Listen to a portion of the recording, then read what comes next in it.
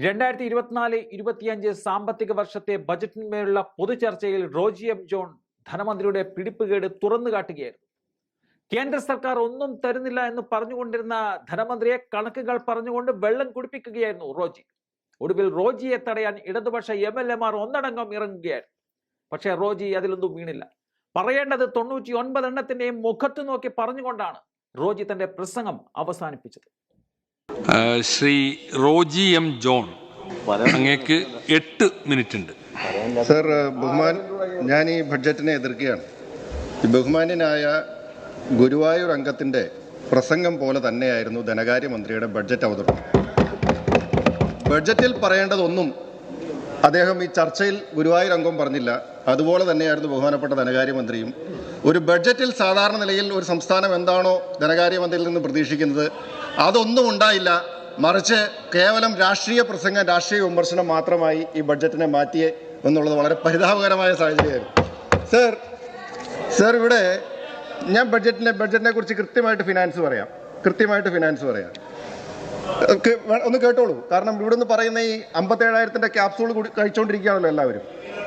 ഇവിടെ ധനകാര്യമന്ത്രി പറഞ്ഞ കാര്യവും അതുപോലെ തന്നെ ഇവിടെ ഇപ്പോൾ ആവർത്തിച്ച് ഭരണപക്ഷത്തുള്ള ആളുകളും പറയുന്നത് 57,000 കോടി രൂപയുടെ നഷ്ടം കേന്ദ്ര സർക്കാർ മുഖേന സംസ്ഥാനത്തിനുണ്ടായിട്ടുണ്ടെന്നുള്ളതാണ്.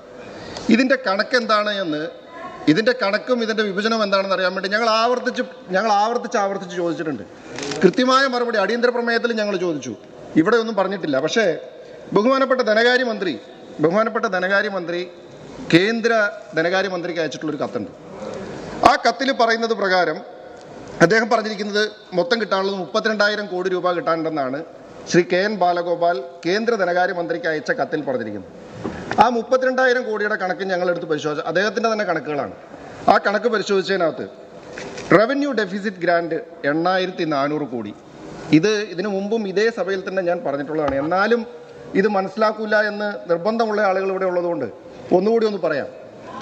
15ാം ധനകാര്യ കമ്മീഷൻ കേരളത്തിന് അനുവദിച്ചത് 53,137 കോടി രൂപ എന്ന് പറഞ്ഞാൽ 5 വർഷത്തേക്ക് 53,137 കോടി. 16 സംസ്ഥാനങ്ങൾക്ക് ധനകാര്യ കമ്മീഷൻ റവന്യൂ ഡെഫിസിറ്റ് ഗ്രാന്റ് അനുവദിച്ചപ്പോൾ അതിൽ ഏറ്റവും കൂടുതൽ കിട്ടിയ സംസ്ഥാനം കേരളം. കർണാടകത്തിന് 0. 15ാം ധനകാര്യ കമ്മീഷൻ 15ാം ധനകാര്യ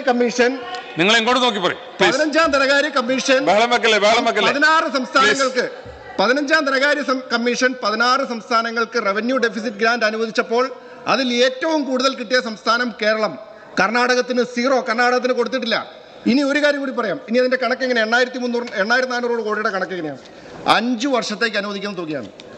ഞാൻ പറയുന്നു, ഞാൻ ബഹുമാനപ്പെട്ട ശ്രീ സണ്ണി ജോസഫിന് 5 വർഷത്തേക്ക് 100 രൂപ കടം തരാം, അല്ലെങ്കിൽ 100 രൂപ അനുവദിക്കുന്നു. ആദ്യത്തെ വർഷം 20 രൂപ മേടിച്ചു, 2ാമത്തെ വർഷം 20 രൂപ മേടിച്ചു, 3ാമത്തെ വർഷം 40 രൂപ മേടിച്ചു, 4ാമത്തെ വർഷം അപ്പോൾ എത്രയായി? 80 രൂപയായി. പിന്നെ പോയിട്ട് ആകെ 20 രൂപ കിട്ടാനുള്ളൂ. 4ാമത്തെ വർഷം 10 രൂപ കിട്ടി. അപ്പോൾ സംസ്ഥാന സർക്കാരിൻ്റെ കണക്ക്, ധനകാര്യമന്ത്രിയുടെ കണക്ക് 3ാം വർഷം കിട്ടിയതിൽ നിന്നും 4ാം വർഷം കിട്ടിയത് കുറവാണ്. 5 വർഷത്തേക്ക് കിട്ടേണ്ടുന്ന തുക 53,000 കോടി. അത് 3 വർഷം കൊണ്ട് അതിൻ്റെ 90% മേടിച്ചതിന് ശേഷം പറയാണ് 4ാം വർഷം കിട്ടിയത് കുറഞ്ഞു പോയി എന്ന്. ഈ കണക്കൊക്കെ പറഞ്ഞ് ആരെ കബളിപ്പിക്കാനാണ് ശ്രമിക്കുന്നത്? ആരെ കബളിപ്പിക്കാനായിട്ടാണ് ശ്രമിക്കുന്നത്? കണക്ക് പഠിക്കുക. ബഹുമാനപ്പെട്ട അംഗം ശ്രീ ലിൻഡോ ജോസഫ് കണക്ക് പഠിക്കാൻ ശ്രമിക്കുക. അപ്പൊ കാര്യങ്ങൾ മനസ്സിലാവും. ഇനി എന്തായാലും സാർ, ഇവർക്ക് കണക്കുകൾ മനസ്സിലാക്കാനായിട്ട് മനസ്സിലാക്കാനായിട്ടൊന്നും ഇവർക്ക് താല്പര്യമില്ല. ക്യാപ്സൂളുകൾ തൊണ്ട തൊടാൻ മാത്രമാണ് ഉദ്ദേശം.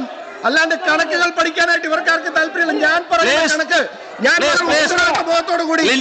വളരെ ഉത്തരവാദിത്ത ബോധത്തോടു കൂടി ഞാൻ ഇവിടെ ചോദിക്കുന്നു. ഞാൻ ഈ പറയുന്ന കണക്കല്ല, കേരളത്തിന്റെ ധനകാര്യ വകുപ്പ് മന്ത്രി കേരളത്തിന്റെ നിയമസഭയിൽ കൊടുത്തിട്ടുള്ള കണക്കാണ്. ഈ കണക്ക് നിഷേധിക്കാനായിട്ട് ഞാൻ ചോദിക്കുകയാണ്. ഇനി രണ്ടാമത്തെ കണക്ക്, ഇനി മറ്റൊരു കണക്ക്, റെസ്ട്രിക്ഷൻ ഓഫ് ബോറോയിങ്, അതായത് വായ്പ എടുക്കാനായിട്ട് അനുവദിച്ചില്ല എന്ന്. സർ, എന്താണ് കാര്യം? സംസ്ഥാനം, നമ്മളൊരു ബാങ്കിൽ പോയിട്ട് നമ്മൾ ഒരു വർഷം നമ്മുടെ വീട് പണയം വെച്ച് 25 ലക്ഷം രൂപ ലോൺ എടുത്തു. ആദ്യത്തെ വർഷം നമ്മൾ 25 ലക്ഷം ലോൺ എടുത്തു.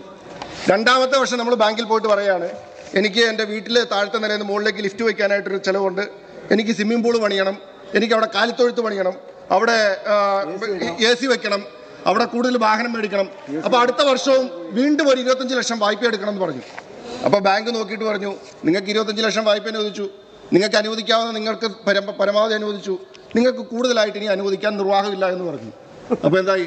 അപ്പോൾ പറയാണ്, എൻ്റെ ഈ വർഷത്തെ വരുമാനത്തിൽ 25 ലക്ഷത്തിൻ്റെ കുറവുണ്ടായി എന്ന് പറയുന്നത് പോലെയാണ് എനിക്ക് വായ്പ എടുക്കാനായിട്ട് ഞങ്ങളെ അനുവദിച്ചിരുന്നു എങ്കിൽ, വായ്പ എടുക്കാൻ അനുവദിച്ചിരുന്നു എങ്കിൽ ഒരു 12,000 കോടിയും കൂടെ അധികം ഉണ്ടാവുമായിരുന്നു. എന്ത് കണക്കാണ് സാർ? ഇനി ഞാൻ പറയുന്നതൊക്കെ വിട്ടേക്ക്, നമ്മൾ പറയുമ്പോൾ ഇതാണ്. ഇനി നിങ്ങൾക്ക് വേറൊരു കണക്ക് പറയാം. ഇത് ബഹുമാനപ്പെട്ട മുൻ ധനകാര്യ വകുപ്പ് മന്ത്രി ഡോക്ടർ തോമസ് ഐസക്കിന്റെ ഫേസ്ബുക്ക് കുറിപ്പാണ്. അദ്ദേഹം നവംബർ 28, 2023 അദ്ദേഹത്തിന്റെ ഫേസ്ബുക്ക് കുറിപ്പാണ്. ഇനി ഞങ്ങൾ പറയുന്ന കണക്കൊന്നും നിങ്ങൾക്ക് വിശ്വാസം ഉണ്ടാവില്ലോ. നിങ്ങളുടെ ഏറ്റവും വലിയ സാമ്പത്തിക വിദഗ്ധനാണല്ലോ ഡോക്ടർ തോമസ് ഐസക്ക്. ഞങ്ങളൊക്കെ അംഗീകരിക്കുന്ന ആളാണ്.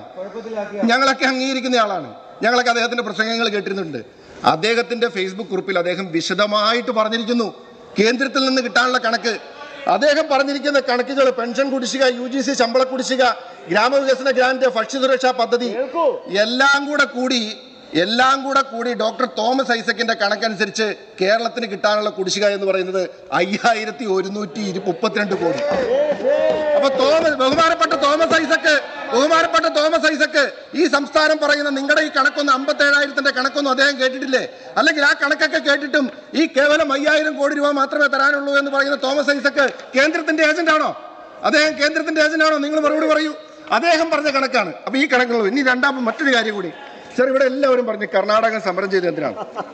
സർ, കർണാടകം സമരം ചെയ്തതിന്റെ കാര്യം എന്താണെന്ന് ഞങ്ങൾ വളരെ വ്യക്തമായി പ്രതിപക്ഷ നേതാവ് പറഞ്ഞിട്ടുണ്ട്. നിങ്ങളുടെ സമരവും അവരുടെ സമരവും തമ്മിൽ വ്യത്യാസമുണ്ട്. എന്താണ് കാര്യം? കർണാടകത്തിന്റെ സമരത്തിന് കൃത്യമായിട്ട് പത്രത്തിൽ അവർ പറഞ്ഞ സർക്കാർ തന്നെ കൊടുത്തിട്ടുണ്ട് എന്തിനാണ് സമരം എന്നുള്ളത്. സർ പറയാം സർ, അതായത് കഴിഞ്ഞ സാമ്പത്തിക വർഷത്തില് ഡ്രൗട്ട് റിലീഫ്, വരൾച്ച ദുരിതാശ്വാസത്തിൽ കർണാടകത്തിന് കൊടുക്കാനുള്ളത്, കേന്ദ്രം കൊടുക്കാനുള്ളത് 18,177 കോടി. 18,177 കോടി. സർ, അതുപോലെ ഭദ്ര അപ്പർ ബാങ്ക് പ്രോജക്റ്റില് കേന്ദ്രം കൊടുക്കാനുള്ളത് 5,300 കോടി. സർ, അതുപോലെ ധനകാര്യ കമ്മീഷൻ അനുവദിച്ചതില് കൊടുക്കാനുള്ളത് കൊടുക്കാനുള്ളത് 5,495 കോടി. 5,495 കോടി. സർ, എന്താ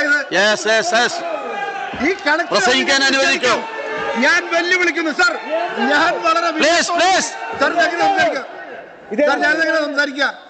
ബഹുമാനപ്പെട്ട ചെയർമാനാണ്. ഞാൻ എങ്ങനെ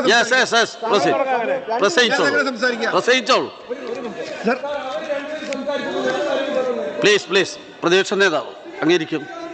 ഇരുന്നല്ലോ അല്ല, അവരിരുന്നല്ലോ. ഞാൻ പറയുന്നത്, ഞാൻ ഇവിടെ സംസാരിച്ച ഏതെങ്കിലും ഒരു കാര്യം ഞാൻ കണക്കുകളുടെ അടിസ്ഥാനത്തിലാണ് പറയുന്നത്.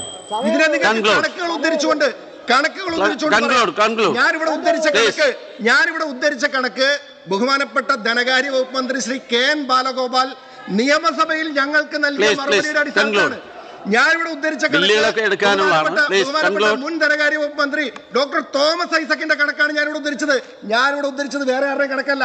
ഞാൻ പറഞ്ഞു ഇവിടെ കർണാടക സമരം ചെയ്തതിന്റെ കാര്യം എന്തിനാണെന്ന് കൃത്യമായിട്ട് കണക്കുകൾ പറഞ്ഞു. സർ, ഞങ്ങൾക്ക് കടമെടുത്ത് മുടിയാനായിട്ട് ഞങ്ങളെ അനുവദിക്കണം എന്ന് പറഞ്ഞുകൊണ്ടല്ല കർണാടകം അവിടെ പോയി സമരം ചെയ്തത്.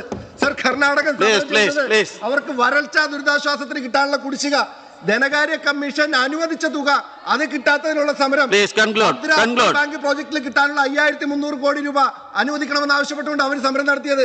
അപ്പോൾ കർണാടകം സമരം നടത്തി എന്തിനാണെന്നും കേരളം സമരം നടത്തി എന്തിനാണെന്നുള്ള വ്യത്യാസം നിങ്ങൾ സാധിക്കുമെങ്കിൽ ഇതൊക്കെ നാട്ടുകാരോട് പറഞ്ഞില്ലെങ്കിലും ഇത് മനസ്സിലാക്കാൻ ശ്രമിക്കണം.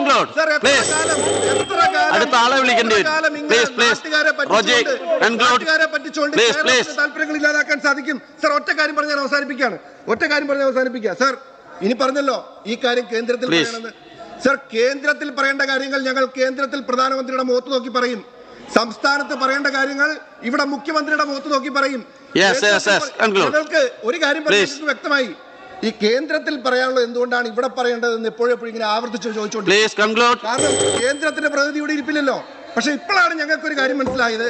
കേന്ദ്രത്തിന് ഏറ്റവും വിശ്വാസമുള്ള, കേന്ദ്രത്തിന്റെ ഏറ്റവും സ്വന്തം, അപ്പൊ അതുകൊണ്ടായിരിക്കാം കേന്ദ്രത്തോട് പറയാനുള്ളത് പിണറായി വിജയനോട് പറഞ്ഞാൽ മതി എന്നായിരിക്കും ഇവിടുത്തെ CPM-ന്റെ ആളുകളുടെ ചിന്ത. ഞങ്ങൾ കേന്ദ്രത്തിൽ പറയും. അവസാനിപ്പിക്കുകയാണ് സർ. കേന്ദ്രത്തിനെതിരെ ഞങ്ങൾ സമരം ചെയ്തപ്പോൾ അത് കണ്ടെയ്നർ സമരമാണ് എന്ന് പറഞ്ഞ ആളുകളാണ് ഇവിടെ ഇരിക്കുന്നത്. കേന്ദ്രത്തിൽ അവസാനിപ്പിക്കുന്നു സർ, ഒറ്റ മിനിറ്റ് അവസാനിപ്പിക്കുകയാണ്. പാർലമെന്റിന്റെ ചരിത്രത്തില്, ഇന്ത്യൻ പാർലമെന്റിന്റെ ചരിത്രത്തിൽ ഏറ്റവും കൂടുതൽ തവണ സസ്പെൻഡ് ചെയ്യപ്പെട്ട അംഗം തൃശൂർ അംഗമായിട്ടുള്ള ശ്രീ TN പ്രതാപനാണ്. 5 തവണയാണ് ഈ കേന്ദ്ര സർക്കാരിന്റെ പ്രതിഷേധത്തിന്റെ പേരിൽ സസ്പെൻഡ് ചെയ്യപ്പെട്ടത്. ആ നേതൃത്വം കൊടുത്തത് കോൺഗ്രസ് ആണ്. കേന്ദ്രത്തിനെതിരായിട്ടുള്ള പോരാട്ടം ഞങ്ങൾ നടത്തും.